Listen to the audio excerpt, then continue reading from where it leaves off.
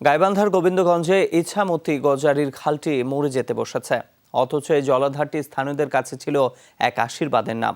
অভিযোগ, একটি পেপার মিলের দূষিত বর্জ্যে ব্যবহার অনুপযোগী হয়ে পড়েছে খালের পানি, ছড়াচ্ছে দুর্গন্ধ। স্থানীয়রা বারবার বর্জ্য পরিশোধনের দাবি জানালেও তা কাজে আসেনি বলেও আছে অভিযোগ।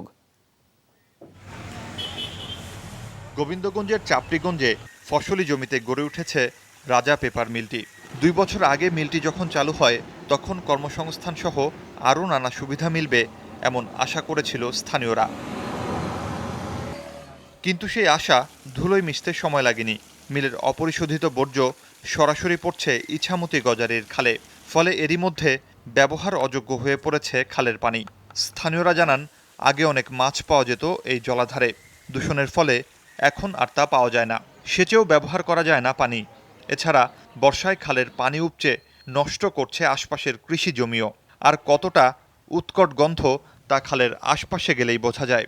মাছ দিয়ে আমিষের চাহিদাটা মৃত্যু, এখানে মাছ যেটা পাওয়া যায় এমনি ফ্রি মাছ পেত, সেটা কিন্তু আর পাওয়া যাচ্ছে না। প্রত্যেকটা সময় এই গন্ধতে আমরা অতিষ্ঠ হয়ে গেছি। ধান, পাট অথবা মরিচ এগুলো মানে ক্ষতি হয়ে যাচ্ছে। মশার উৎপত্তি বেশি হয়ে গেছে, আমাদের আশপাশে থাকা যায় না দুর্গন্ধে। গরু বছর বাঁধা হয়, তারা ওখানে যে উল্টে পড়ে সেলে ঘা হওয়া যায়, মানুষ পা তুলতে গেলে মানুষের পায়ে ঘা হয়।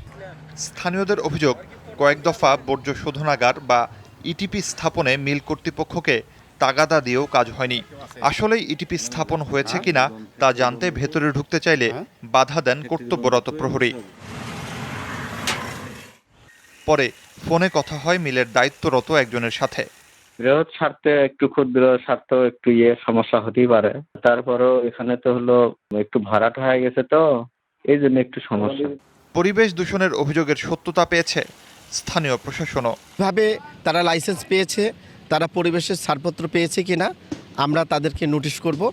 তারা তাদের কাছে কী কাগজপত্র রয়েছে সেটা আমরা পুঙ্খানুপুঙ্খানুভাবে বিশ্লেষণ করব। দূষণের শিকার ইছামতি গজারির খালটি সরাসরি গিয়ে মিশেছে করতোয়া নদীতে। মুর্শিদুজ্জামান হিমু, যমুনা নিউজ।